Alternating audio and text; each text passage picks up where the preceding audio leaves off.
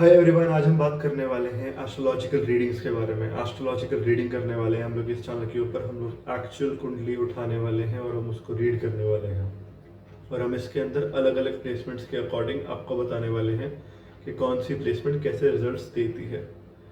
आप हर चैनल पे ये तो समझ ही चुके हैं अभी तक कि कौन से हाउस में कौन सा प्लैनेट कैसे इफेक्ट करता है, लेकिन एक एक्चुअल रियल लाइफ रीडिंग कैसे होती है वो आपको मैं बताने वाला हूँ। इससे आपको एक प्रैक्टिकल एक्सपोजर मिलेगा जिससे आप इजीली ये कर पाएंगे।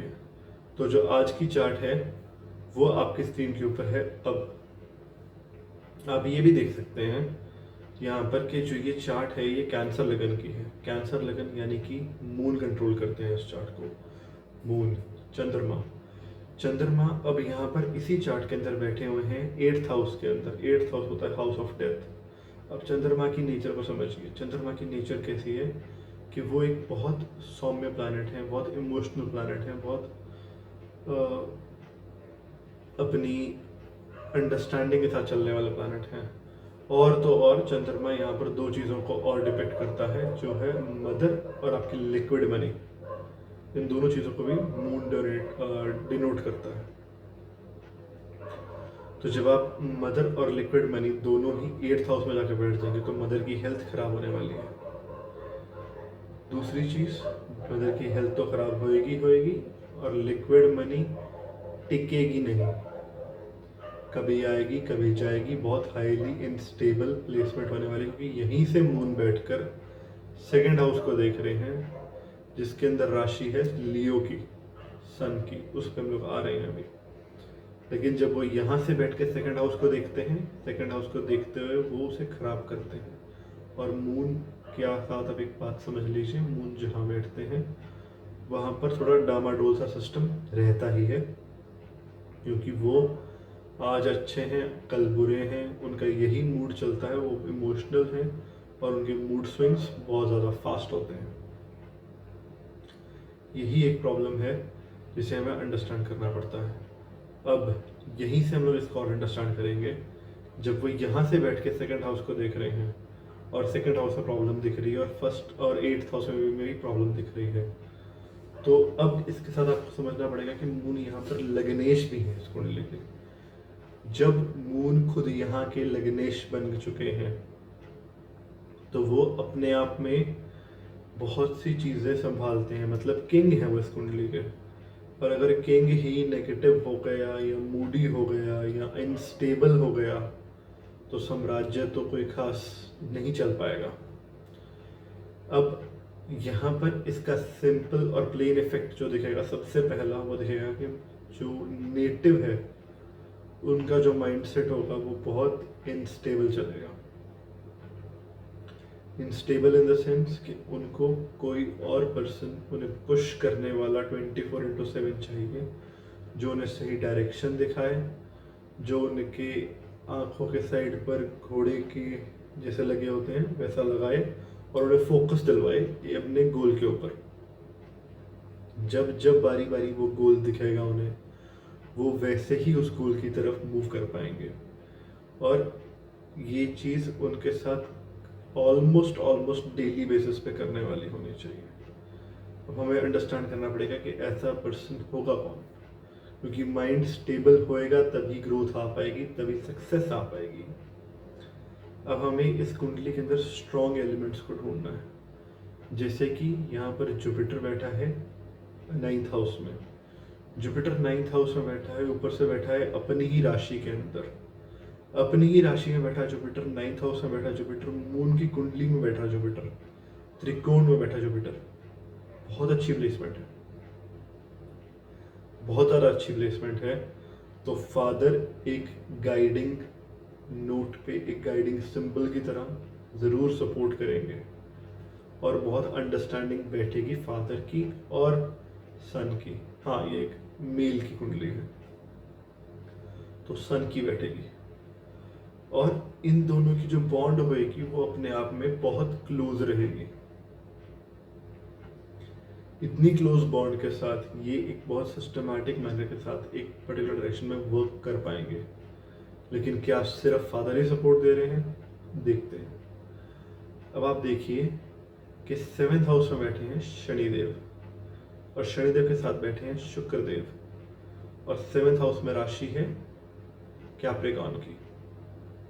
कैप्रिकॉर्न की राशि के लॉर्ड खुद शनिदेव होते हैं, और शनिदेव के बेस्ट फ्रेंड जो होते हैं, शनिदेव के बेस्ट फ्रेंड क्यों कहा गया है यहाँ पे शुक्रदेव को, हमें वो समझना पड़ेगा। अब जो शुक्रदेव हैं, शुक्रदेव जिसके भी साथ जुड़ते हैं उसकी पूरी केयर करते हैं।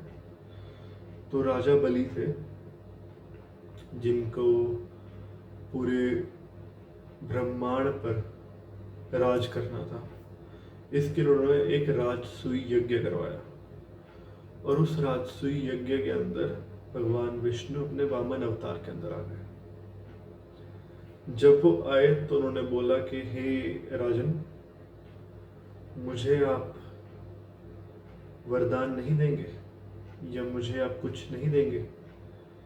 और उन्होंने कहा कि अगर आप मुझे कुछ देना चाहते हैं तो पहले आपको इस बात का वचन उठाना पड़ेगा कि आप जो भी मुझे देंगे, जो भी मतलब मैं मांगूंगा, वो आपको मुझे देना ही पड़ेगा। और इसके लिए वो एक लोटा लेते हैं राजा, क्योंकि उस टाइम पे ऐसे ही किया जाता था, सिस्टम यही होता था। तो वो एक लोटा लेते हैं और उस लोटे में जल भर के डालने वाले होते हैं। लोटा नहीं होता, मतलब वो छोटा सा होता है जिसके आगे नोक होती है, तो उसको वो बहुत छोटा सा होल होता है, उस तरीके से, तो मैं उसका नाम भूल रहा हूँ अभी। तो उससे वो जल डालने वाले होते हैं। तो शुक्रदेव खुद को छोटा करके उसके अंदर ब्लॉकेज डाल देते हैं ताकि वो चीज़ बाहर ना आ सके, और वो इसलिए करते हैं ताकि जो भगवान आए हैं विष्णु जी, वो ये वचन ना ले पाए, क्योंकि वो तो जानते थे कि वो विष्णु जी हैं और राजा बलि सुन नहीं रहे थे। तो विष्णु जी ने कहा कि मुझे दिखाइए, मैं देखता हूँ लोटे से जल बाहर कैसे नहीं आ रहा। तो उन्होंने एक लकड़ी ली और उससे शुक्रदेव की दोनों आंखें फोड़ दी और शुक्रदेव ब्लाइंड हो गए। उसके बाद शुक्रदेव वहाँ से निकले, अलग अलग जगहों पर गए, उन्होंने जाके कोशिश करी कि अलग अलग जगहों पर गए, हेल्प मांगी, और उनको उस टाइम पे शनिदेव ने अपनी एक आंख दे दी थी। यहाँ से इन दोनों की फ्रेंडशिप और एक केयर, और आपको ये समझ में आएगा कि कितने डिसिप्लिन्ड तरीके से कैसे आगे इनकी बॉन्ड चलती है आगे। अब दोनों की जो नेचर है वो बहुत अलग है, दोनों प्लैनेट्स की नेचर अगर आप ध्यान से देखेंगे यहाँ पर तो बहुत अलग है। शनिदेव बहुत डिसिप्लिन, बहुत फोकस्ड, बहुत एनालिसिस के साथ काम करने वाले और बहुत स्ट्रेटेजिकली एक ही डायरेक्शन में कंसिस्टेंटली काम करने वाले प्लैनेट की तरह देखे जाते हैं, जबकि दूसरी साइड पे शुक्रदेव इस तरीके से नहीं देखे जाते। शुक्रदेव क्या करते हैं? शुक्रदेव की बेसिक नेचर है कि भाई मुझे एक तो काम करना ज़्यादा पसंद नहीं है, मुझे किसी की केयर करनी है तो मुझे सही गाइड करना है, मैं उसको प्रॉब्लम आए उससे पहले मैं उसको सही मार्ग दिखा दूँ। शनिदेव ये नहीं करते। शनिदेव कहते हैं कि पहले प्रॉब्लम आए, प्रॉब्लम फेस करेगा, 2 बार प्रॉब्लम फेस करेगा, तीसरी बार अपने आप करनी बंद कर देगा। तो बहुत डिफरेंट नेचर है इन दोनों के आपस में, लेकिन बेस्ट फ्रेंड्स हैं। तो यहाँ पर अगर हम लोग अंडरस्टैंड करें कि 2 सपोर्टिंग रोल्स आते हैं इस कुंडली के अकॉर्डिंग। पहला सपोर्ट सिस्टम किसका है? वाइफ का। दूसरा सपोर्ट सिस्टम किसका है? मदर का। अब जब तक शादी नहीं हुई तब तक मदर और फादर दोनों कैसे सपोर्ट करते थे? बिना स्ट्रेस दिए, बिना टेंशन दिए, बहुत इजीली, बहुत सिस्टमैटिकली इनको चैनलाइज करवाते थे एक डायरेक्शन के अंदर। लेकिन शनिदेव हैं 10th हाउस के अंदर, शनिदेव की प्लेसमेंट बहुत अच्छी है 10th हाउस के अंदर, लेकिन 7th हाउस के अंदर, और शनिदेव 10th राशि के अंदर बैठे हुए हैं, कैप्रिकॉर्न की राशि के। जब शनिदेव यहाँ बैठे हैं, शनिदेव यहाँ पर बैठ के लाल किताब के अकॉर्डिंग उच्च के हो चुके हैं, क्योंकि लाल किताब में ये घर, मूल त्रिकोण जो घर है, वो शुक्र देव का हो जाता है, पक्का घर हो जाता है, सॉरी मूल त्रिकोण नहीं, पक्का घर शुक्र देव का हो जाता है।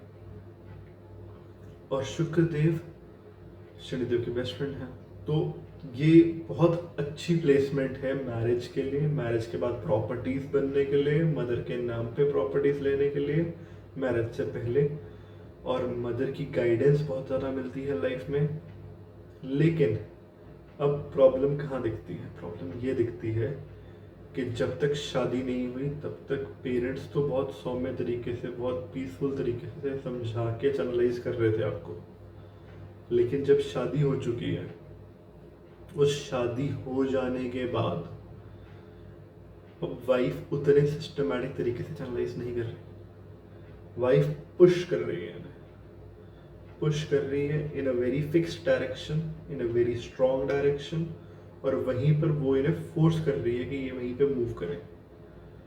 फोर्स, क्योंकि अब जब भी सैटर्न 7th हाउस में जिस भी व्यक्ति के बैठेगा, वो व्यक्ति अपने स्पाउस से डोमिनेट हो जाता है, क्योंकि सैटर्न को डोमिनेट करना पसंद नहीं है। सैटर्न है क्या? सैटर्न एक वर्कर है, उसे काम करना पसंद है। आप उसे बताओगे कि यार ये करना है, वो कर देगा, लेकिन वो एक्शंस नहीं बताता कि यार मुझे आपसे ये करवाना है, वो वैसे नहीं करता। इस तरीके से वो थोड़ा इस चीज से हिचकिचाता है, पीछे हटता है, पर इतना कंफर्टेबल फील नहीं करता टुवर्ड्स दिस साइड। नेक्स्ट चीज यहाँ पे जो बहुत ज्यादा ध्यान देने वाली है कि वो यहाँ पर ये है कि मनी का फ्लो बहुत अच्छा है कुंडली के अंदर। मैं यहाँ पे ये कह रहा हूँ फ्लो अच्छा है, बैंक बैलेंस अच्छा है या नहीं है उस पर भी आएंगे। फ्लो बहुत अच्छा है। बैंक बैलेंस क्या होता है? फिक्स्ड जो आपके बैंक में पड़ा हुआ है। फ्लो होता है कि मेरी डेली इनकम है, आ रही है एक साइड से आगे निकल रही है, तो इनके पास आ भी बहुत रहा है और खर्चा हो भी बहुत रहा है, तो एक फ्लो बना हुआ है। जैसे ये फ्लो बना हुआ है उसी के अकॉर्डिंग इनका सारा का सारा जो फाइनेंशियल प्लानिंग है उसी अकॉर्डिंग मूव करती होगी। तो हम यहाँ से ये समझ सकते हैं कि इनके अगर एसेट्स बने हैं तो वो अचानक से बने होंगे। अचानक से बनने का मतलब क्या हुआ कि आज बस पैसा नहीं है, कल मेरे पास बहुत ज़्यादा पैसा आया और मैंने एक घर खरीद लिया, गाड़ी खरीद ली, तीसरे दिन मेरे पास फिर दोबारा पैसा नहीं है, मेरे सारे पैसे फिक्स्ड एसेट्स के साथ चले गए, मेरे पास लिक्विड मनी है ही नहीं अब। लेकिन दोबारा बस लिक्विड मनी आई, मैंने एसेट बनाया, अब खत्म हो चुका है।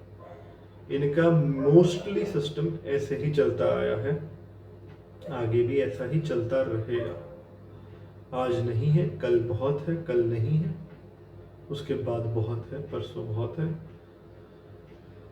और जहां पर सबसे ज़्यादा ध्यान देने वाली बात यह है कि आप ये देखिए कि इनके जो हाउस ऑफ गेम्स है उसको रूल करते हैं वीनस। वहाँ पे क्या लिखा हुआ है? 2 नंबर राशि लिखी हुई है। 2 नंबर राशि को शुक्रदेव जो रूल करते हैं, हाउस ऑफ गेम्स को शुक्रदेव जब रूल करते हैं तो वो बहुत ज़्यादा मेहनत नहीं करवाते आउटपुट देते हुए, वो बहुत ज़्यादा तंग नहीं करते आपको, वो इजीली आउटपुट दे देते हैं, वो आपको ग्रोथ दे देते हैं। क्योंकि मैंने आपको क्या बताया था, शुक्रदेव दिल से बहुत ज़्यादा केयर करते हैं और वो उस केयर में ब्लाइंड हो जाते हैं कि मुझसे जो मांगा, जितना मांगा दे देते हैं। यार इसकी लाइफ है बेचारे की, इसको कर लेने देते हैं, इसे ग्रो करने दो।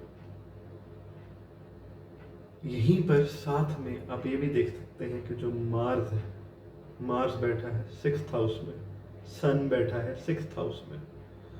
मार्स सन 6th हाउस क्या बनाइए?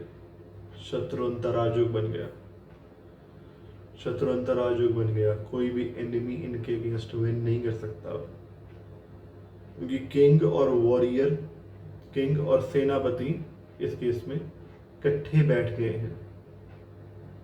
जब एक किंग और उसका सेनापति इकट्ठे हो जाए और दोनों एनिमीज के अगेंस्ट खड़े हों तो दुनिया की कोई ताकत उन्हें हरा नहीं सकती। अब हर एनिमी के ऊपर विजय पक्की ही है इनकी।